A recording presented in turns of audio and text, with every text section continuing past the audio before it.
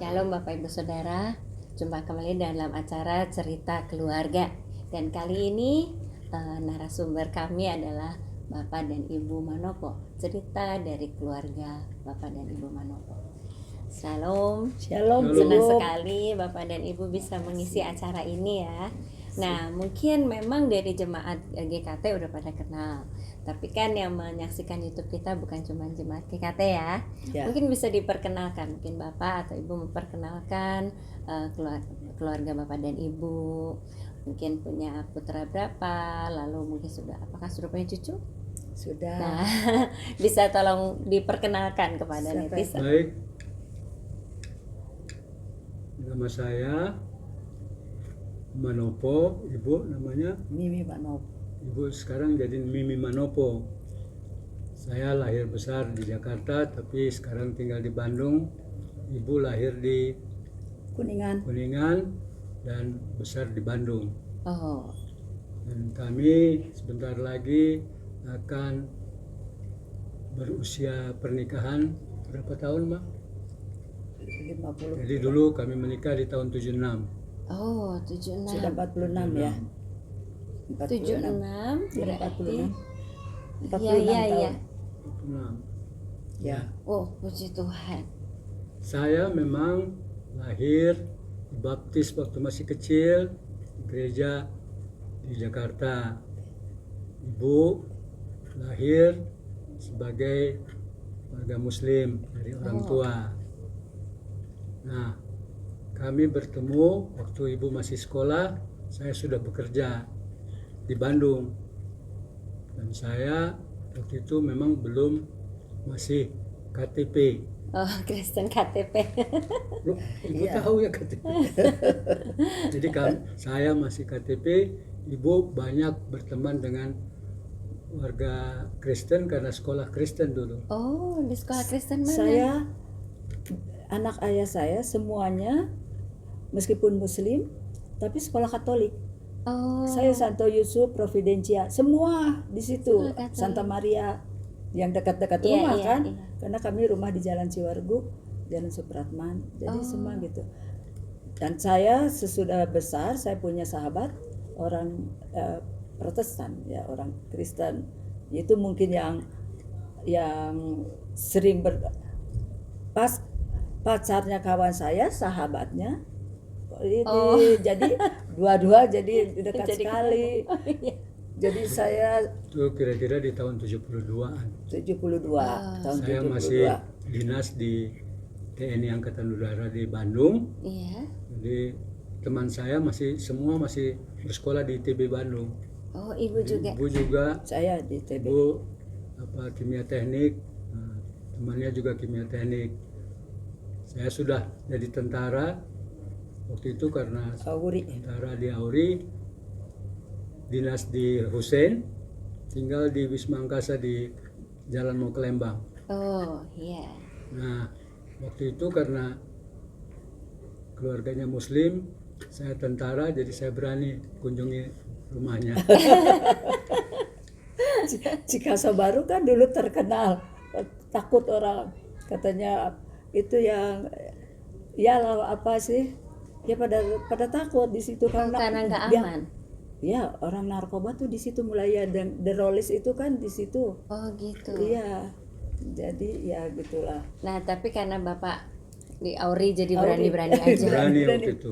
Terus udah Berani gitu waktu itu. pertama kali datang langsung diterima atau Mungkin karena kakaknya sudah menikah dengan yang Katolik dan jadi diterima saya oleh sudah keluarganya.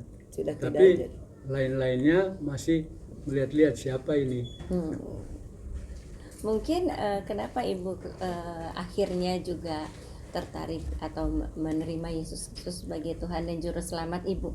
Apakah karena Bapak atau memang pada awalnya punya? Ya, sebelum itu saya memang sudah tertarik. Saya suka ikut-ikutan apa, dan kelihatannya sudah banyak sekali orang yang ngincer saya tuh. Karena kawan-kawan tuh kalau itu, padahal saya Muslim, selalu diajak oleh kakak kelas, kakak mahasiswa ya. Iya. Kakak-kakak juga, ayo Mi kita itu. Gak tahu ada aura untuk Kristen. itu, kelihatannya iya, kelihatannya begitu. Nah itu jadi waktu saya dengan Pak Mandoko ya saya sudah biasa. Saya sudah memang itu, saya sudah bertanya-tanya sama Tuhan. Tuhan mana gitu, karena saya udah ada pengaruh Kristen dari Iya, sekolah, iya. dari kawan-kawan. Kawan-kawan saya kan orang Manado, orang Ambon, makanya saya tidak terlalu kelihatan katanya bahwa saya orang Sunda, Sunda, kan? iya. Karena pergaulan begitu. Nah, Iya. memang saya ada sepupu juga begitu, saudara-saudara itu istrinya James Pak, itu ya suka ngajak-ngajak saya udah kelihatannya saya sudah bawa bagaimana saya tidak tahu ya, suka diajak-ajak aja. Sudah Tapi tahu mungkin Tuhan kemana-mana. sudah mengarahkan Ibu untuk akhirnya Ya, menerima Yesus betul. Kristus sebagai Tuhan. Betul. Nah, iya, sahabat saya memang kental sekali dia GPIB dan orang baik sekali. Betul-betul sahabat itu di mahasiswa. Nah, sahabat saya pacarnya sahabat. Ini jadi oleh karena dekat sekali. Nah, saya seringkali suka bicara sekarang. Saya bilang, saya jadi terima Tuhan Yesus tuh gara-gara kamu nih, pasti berdoa terus untuk saya. Gitu. Puji Tuhan. Puji Tuhan. Ya, puji Tuhan. Nah, tapi ketika ini sebelum kita masuk ke cerita keluarganya Ibu, ketika Ibu terima Tuhan Yesus, lalu Ibu dibaptis, itu di mana Ibu? Di gereja GPIB, Oh, di GPIB. GPIB Maranatha. Nah, itu bagaimana orang tua Ibu? Tidak apa-apa, sudah. Puji Tuhan ya. Iya, Puji saya Tuhan ya. yang rame itu kawan-kawan kan. Saya bisa ngebayang sekarang. Kalau ada gitu tuh, kalau dulu sih saya nggak kebayang kenapa mereka jadi rame gitu ribut. Sekarang baru saya mengerti bahwa kalau ada yang berpindah itu iya, gitu kan. iya, puji Tuhan. Kawan-kawan saya. Nah, mungkin Bapak Ibu juga bisa memperkenalkan berapa putra putrinya, terus Baik. mungkin berapa cucunya. Ya. Kami menikah di tahun 76. Ya. Lalu saya waktu itu memutuskan untuk pindah dari tentara masuk ke Pertamina dan ditempatkan di Sumatera, Aceh. di Aceh. Jadi tahun 74 saya berangkat ke Sumatera, dia masih sekolah, belum selesainya baru tahun 76. Sebelum dia selesai, saya dikirim training selama 6 bulan. Ibu saya khawatir 6 bulan ke Jerman saya. Jadi kami dinikahkan secara apa dulu? Pemberkatan. Secara Adat. sipil. Catatan Secara sipil sipil. dulu. Oh iya, dulu boleh Catatan ya. sipil dulu, Iya. catatan sipil. Jadi ibu saya tenang kan, sudah. Kemudian saya kembali dari Jerman, belum selesai juga. Tapi saya harus berangkat ke Sumatera. Jadi tunggu dia selesai. Nah, dia selesai ya sudah, kami menikah. Kemudian kami berangkat ke Sumatera. Nah, tahun 76 di sana di Sumatera saya dikirim untuk bekerja di ada satu perusahaan minyak gas di LNG Arun namanya. Mulai dari tahun 74 itu dia ikut bekerja karena sudah lulus kan. Jadi melamar dapat pekerjaan. Dia lebih dulu kerja di PT Arun, namanya PT Arun itu. Nah, anak kami yang pertama lahir tahun 78, perempuan. Sekarang sudah memberi kami 6 cucu. Dia menikah dengan putra Jawa. Nah, yang ini lahir tahun 80. 80. Sebetulnya ada peristiwa di Aceh itu. Waktu saya menikah sebetulnya saya masih KTP. Dan jadi ya saya sudah dibaptis. Orang tua saya ingin kami menikah di gereja, padahal saya sebagai tentara waktu itu menikah di mana saja tidak mengapa lah. Tapi orang tua saya pernah tua di gereja GPIB di Jakarta. Jadi gereja Immanuel, gereja besar di Paulus itu, gereja Paulus. Jadi kami menikah di gereja Bethel di Bandung sini. Di Jalan Masuk Kencana. Ya. Masuk Kencana. Iya. Itu tahun 76 itu. Jadi Dia berangkat. cucunya berapa Pak? Sekarang 6. Oh 6. 6. Banyak 6 ya. semua mereka tinggal di Jakarta. Oh iya. Jadi dia lahir tahun 78, ini tahun 80. Nah, di sana di Lok Sumawe di PT Arun itu sering diadakan hamba-hamba Tuhan dari I3 Batu Malang. Oh dikirim ke sana. Ya dikirim. Mereka dikirim untuk bukan hanya dikirim untuk 1 tahun untuk untuk 1 tahun selama 1 tahun untuk jadi jadi seolah-olah apa sih yang 1 tahun tuh KKN atau apa namanya? Oh kerja praktek. kerja praktek, Iya. kerja praktek 1 tahun di sana. Jadi hamba-hamba Tuhan yang dari I3 ada kira-kira 10 kali, 10 tahun mungkin. Iya. Dari tahun 77 mungkin, dari tahun 77. Nah, di tahun 78 Ibu bisa cerita lah. Jadi waktu itu ada Pembangunan rohani lah. KKR, kebaktian Nah, disitulah permulaan kami betul-betul diajar untuk terima Tuhan Yesus. Iya. Belum dibaptis.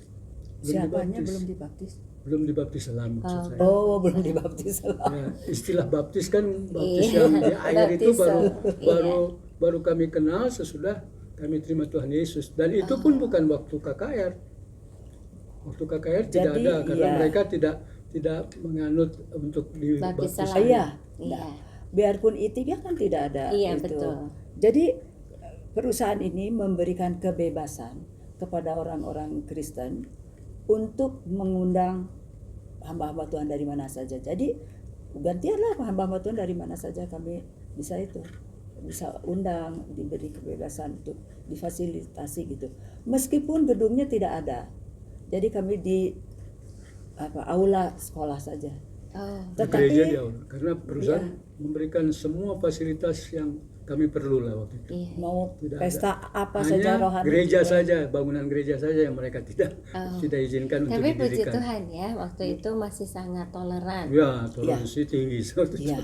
Ya, masih sangat toleran. Tapi itulah memang perlunya ada pionir ya, pionir. Pionir, ya. Ada 2 keluarga pionir yang anak Tuhan sungguh-sungguh. Nah itulah yang betul-betul berjuang untuk melihat sebetulnya orang-orang Kristen yang baru datang yang lain-lain itu ya orang KTP begitu, baik itu orang Batak, baik itu orang Manado. Tetapi ada dua keluarga yang anak Tuhan yang sudah sungguh-sungguh. Nah itulah yang berdoa, terus akhirnya semuanya bertobat. Jadi mereka semua jadi lahir baru dan kehidupannya betul-betul baik. Berubah. Sehingga menjadi kesaksian yang sungguh baik gitu puji untuk Tuhan. orang-orang sekitar gitu. Jadi itu yang bahwa perlunya itu ada pionir-pionir yang mau betul-betul berkorban. Itu saya tahu dua keluarga itu. Nah, Ibu setelah lahir baru nih, biasanya kan iblis tidak suka ya, Ya, betul, kalau betul. kita udah lahir baru gitu ya. Iya, iya. Nah, apakah ada satu tantangan yang pernah dilalui, Ya. terus udah gitu tapi memang disadari bahwa itu seizin Tuhan, lalu misalnya ada pemecahan seperti apa? Mungkin ada satu hal yang bisa menjadi kesaksian untuk kita semua dari keluarga Bapak dan Ya. Ibu. Kesaksian saya kecil sebetulnya. Waktu bekerja itu sesudah lahir baru, memang tadinya saya biasa merokok, minum bisa. Nah itu sesudah lahir baru sebelum dia lahir, itu akhir tahun 78. Saya sendiri nggak ingat tanggalnya, saya nggak pernah ingat itu. Mungkin ibu yang ingat, tapi saya akhir tahun 78 kan. Nah, ya itu yang saya tinggalkan karena belajar dari firman Tuhan yang diajarkan oleh hamba-hamba Tuhan. Ya kita belajar dari Roma 12 ayat 1 aja sudah ya saya senang baca. Saya senang baca buku apa saja waktu saya baca. Nah, buku-buku Kristen biasa dari Billy Graham kan itu lebih banyak waktu itu kan. Yeah. Cuma sesudah itu saya baca lebih banyak, bisa mau baca firman Tuhan, mau baca Alkitab lebih banyak. Oh, coba kita lihat dulu tadi Roma berapa? 12 ayat 12 ayat 1. 1. Kita lihat ya, Roma 12 ayat 1.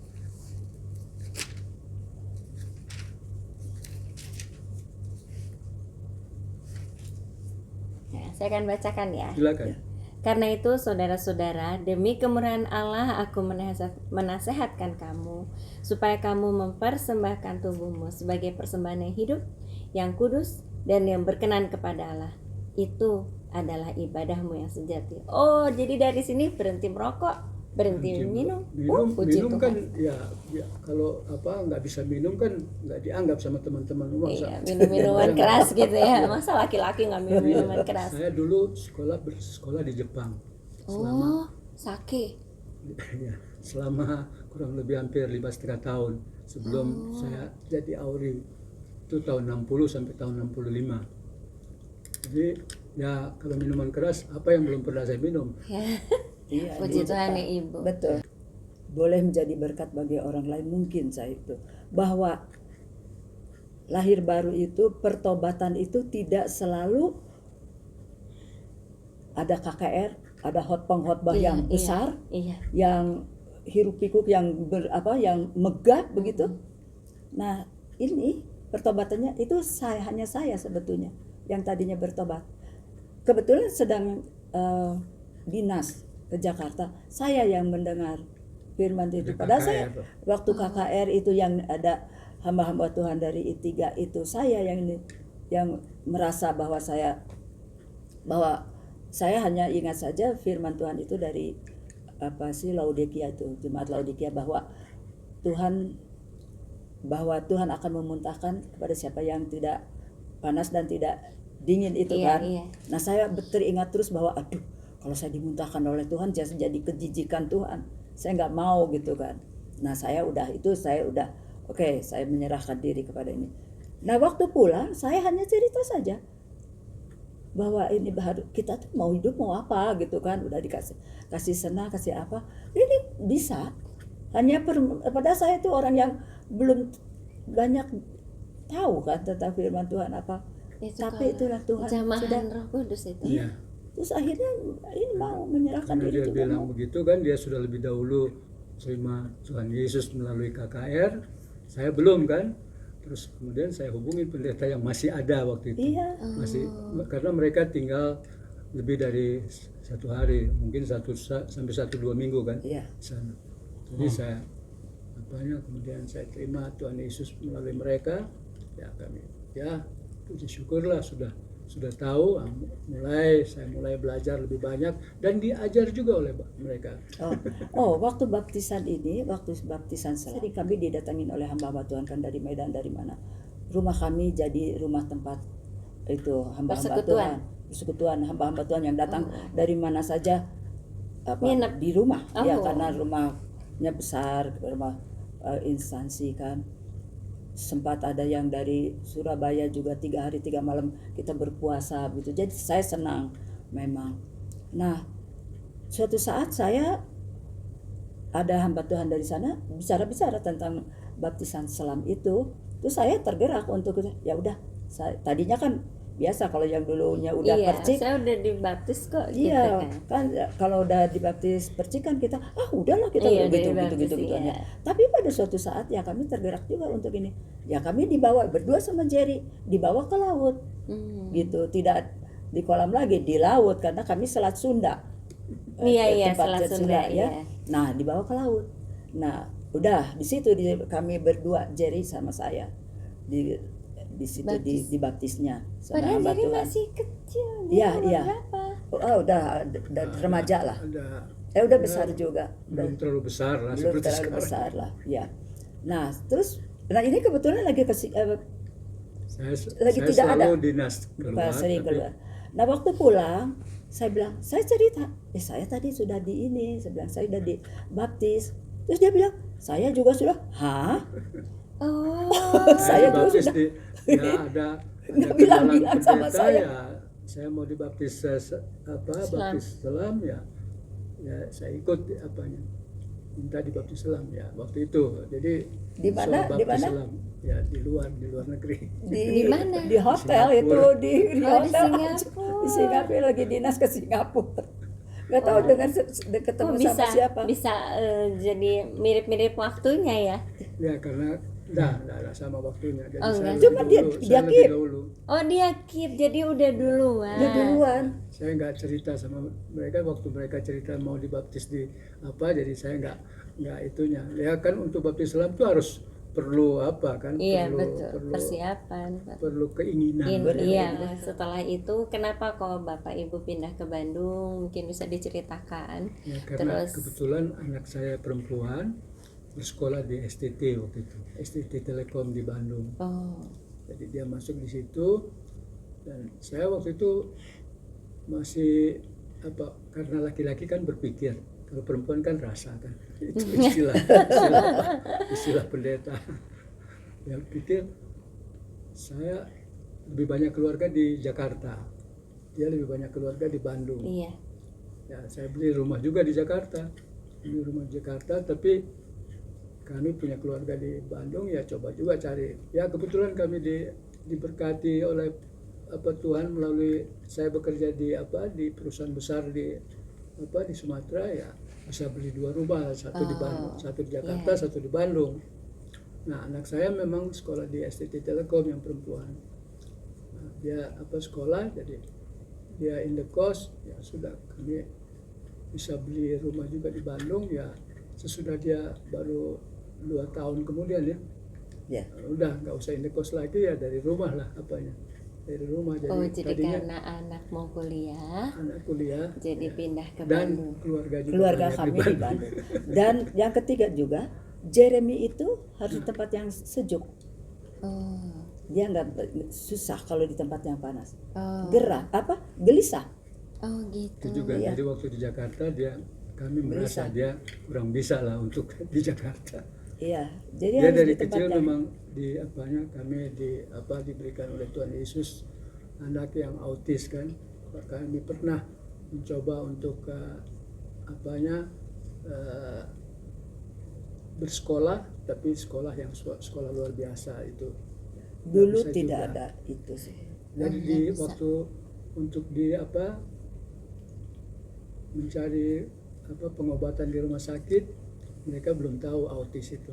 Jadi hanya dikasih obat-obat saraf. Buat penenang. Dulunya kan aktif sekali, sekarang makin Jadi itu pasif ya. Jadi Dia pasif. pernah hiperaktif. Jadi istilahnya dulu hanya hiperaktif. Tidak ada istilah autis. Jadi dikasih obat penenang. Makanya makin ini. Sekarang nih makin, jadi semua kepandaiannya hilang.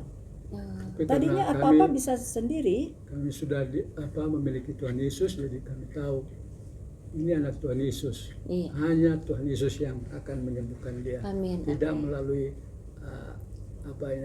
orang-orang Medis. yang tidak Oh, boleh. iya. Kalau di KKR kami sering bawa dia ke Iya, KKR. iya. Mulai dari Jerman datang di Jakarta. Ya berapa- banyak sekali dulu mah musim yang KKR Iya, betul, itu ya. betul. Tapi ya Tuhan belum izinkan untuk itu ya. Iya. Malahan semakin Itulah itu. cerita tentang Jeremy. Iya. Jadi itu ya. Tapi Itulah. kalau Jeremy hubungnya dengan kakaknya gimana? Seperti kakak adik aja. Ya adik Dekat kakaknya ya sayang, cuman ya komunikasi kurang ini. Kurang. Tapi Jeremy ada ada rasa gitu bahwa ada kakaknya, ada yang disayang gitu yang itu. Iya, Nah, jadi gitu. kalau dari pandangannya gitu ya bisa kenal Iya, ya, karena betul, kan kenal. kita juga tahu kalau dia lagi happy, Iya, kalau betul. dia lagi sakit ya mungkin Iya. Bapak Mama Ibu Manopo juga papa mamanya sangat mengenal mungkin gitu ya. Iya, iya, iya. Tapi saya melihat bagaimana kekuatan dalam satu keluarga itu juga membuat Jeremy ini tenang ya. Iya, menurut iya, saya ya. betul. Terus membuat Jeremy ini terpelihara dengan baik karena Iya, iya. saya melihat karena iman dari Bapak Ibu tuh yang sudah bergantung sama Tuhan Yesus Iya. gitu. Jadi apapun yang terjadi saya lihat tidak ada yang tergoyahkan ya. Iya. Terus Bapak dan Ibu tidak jadi saling menyalahkan gitu. Iya. Iya. Nah, ketika tahu kemundurannya karena obat itu apa yang Bapak Ibu lakukan? Memberhentikan atau Itu mesti tanya sama ibu. Ya waktu itu ya memang sih hanya 3 bulan sebetulnya, tapi akibatnya itu ya Oh, hanya 3 bulan diberi obat ya baru tahu sesudah 3 bulan itu ya hanya 3 bulan saja sih sebetulnya. Sudah itu sudah tidak itu lagi. Iya. Ya memang dari hiperaktif memang saya turun jadi sempat hipoaktif. ya memang saya sempat marah sama dokternya itu, sempat dendam berapa lama. Tapi lama-lama kan saya anak Tuhan, saya nggak boleh, saya harus menyerah, Mengampuni. gitu, harus mengampuni. Saya betul-betul lepaskan pengampunan untuk itu, baru itu. Dan sampai sekarang saya pernah juga ada yang kita pernah diskusi tentang itu, bahwa bagaimana kalau ada ini, kalau yang dibilang bahwa ini salib, betul salib, karena kita sering kan dapat ajakan-ajakan ini pintar itu pintar, kita nggak mau bertahan hanya karena kita percaya Tuhan. Iya. Ya saya nggak mau begitu Iyalah, kan. orang Begitu pinter kan? ya. Iya Iya, kan? iya. Orang Kristen juga ada yang ngajak. Sampai kemarin ada yang bilang begitu. Gak apa-apa. Saya bilang saya nggak terlalu. Kalau kita mau apa, karena dia bilang kekuasaan paling tinggi Tuhan. Iya, tapi kalau kita pakainya yang itu, saya nggak mau mendewakan kesembuhan. Iya. Paulus juga bilang kan 3 Iya. kali. Itu sudah kalau Tuhan sudah izinkan secara medis, sudah ke Singapura, sudah kemana-mana sudah gitu. Orang Singapura sendiri bilang nggak bisa. Kawannya yang ahli saraf bilang, ya kebetulan kawan ahli saraf itu dokter istana, itu dokter presiden, dokter saraf, dokter Satya Negara. Yan, gua nggak tahu, nggak ada kesalahan, nggak ada kerusakan, nggak ada kelainan, begitu. Gua nggak tahu. Terus kita mau apa? Iya. Udah begitu. Hanya salah ya udah Tuhan. Biar bagaimanapun Tuhan sudah izinkan ada dokter yang memberi dia itu, ya mau ya itu. Saya hanya ingat aja bahwa Tuhan itu sudah izinkan. Apapun ceritanya sudah Tuhan izinkan. Iya. Itu yang saya terima gitu. Tetapi ya kalau orang lain melihat bahwa ini, waduh, kalau punya anak ini, kalau orang lain barangkali ada yang bilang orang punya anak ini mendingan gak usah punya anak. Tetapi saya tidak, saya bersyukur, dan dengan adanya Jeremy yang bergantung kepada ini, saya justru mungkin lebih banyak juga bersyukurnya. Iya. Saya bersyukur kalau Jeremy bisa makan saja, bisa ke belakang saja, bisa pipis saja, bisa apa aja. Orang lain sih biasa-biasa aja itu. Tapi kami sangat bersyukur kan. Bisa tidur nyenyak 1 malam aja, saya syukurnya bukan main. Iya. Itu saya apa-apa saya bersyukur karena saya betul-betul bergantung kepada Tuhan. Iya. Gitu. Jadi ada apa aja saya syukur sekali. Jadi tiap saat saya syukur. Setiap saya dekat dengan dia tuh apa aja yang syukur. Dia senyum sedikit aja itu udah bahagianya. Amin. Saya tuh bahagia sekali, atau dia apa aja. Aduh, udah bahagianya, udah. Jadi penghibur juga, jadi mengucap syukurnya juga jadi lebih banyak saya. Kalau enggak mungkin saya enggak tahu lah bagaimana. Iya, betul. Gitu. Saya melihat dari Bapak dan Ibu gitu ya, kalau saya belajar gitu dari Bapak dan Ibu bahwa justru anak ini yang Tuhan izinkan seperti ini menjadi kekuatan dan menjadi penghiburan untuk Bapak dan Ibu di hari itu. Sekarang boleh tahu Bapak umurnya berapa? Sebentar lagi 81. Ibu? Saya sebentar lagi 80. Oh, bedanya cuma sedikit, setahun. Setahun lebih ya. Setahun lebih. Iya. Saya November, dia saya Februari, November. Nah, saya melihat bahwa sebuah perjalanan rumah tangga yang cukup panjang ya. Terus diizinkan Tuhan punya anak yang pasif gitu. Tetapi bisa punya komunikasi, dan saya melihat sekarang justru Jeremy ini menjadi satu hal yang mempersatukan, terus membuat kerjasama dengan baik, betul. Terus juga menjadi penghiburan di rumah, jadi rumah nggak sepi, ya. Saya pikir selalu ada hikmahnya gitu ketika Tuhan izinkan kita punya kondisi apapun, ketika kita belajar mengucap syukur selalu ada hikmahnya ya. Betul. Nah ini Bapak Ibu Saudara, kalau saya mengenal Jeremy sudah cukup lama ya. Bapak Ibu bergabung di sini 2000 sejak di ABG saya. Di sini aja 2005 di ABG saya sudah. Nah, 2003 mungkin. Ya 2003 sudah 20 tahun. Iya, 20 tahun. Ya karena kenal dengan khotbah Bapak. Iya. Pertama kali waktu Natalan di rumah. Di rumah, iya Iya, betul. Natalan di rumah. Ya, kami pernah Natalan di rumah Bapak Ibu Manopo. Rumah kami dekat di daerah Awiligar. Satu RT. Iya, satu RT. Satu RT. Nah, apa namanya? Dari situ saya melihat Jeremy, saya belajar kenal gitu ya. Terus saya melihat bahwa luar biasa, apapun yang Tuhan izinkan terjadi, selalu ada pengucapan syukur. Bapak Ibu Saudara, kalau ikut persekutuan di tempat kami, kalau Ibu Manopo yang berdoa, pasti dibuka dengan pengucapan syukur dan kebaikan-kebaikan Tuhan, karena itu adalah menjadi bagian dari yang dirasakan oleh Bapak Ya, Ibu Manopo. keseharian. Nah, mungkin sebagai penutup saya ingin membacakan satu ayat yang menjadi pegangan bagi Bapak dan Ibu Manopo di tempat ini.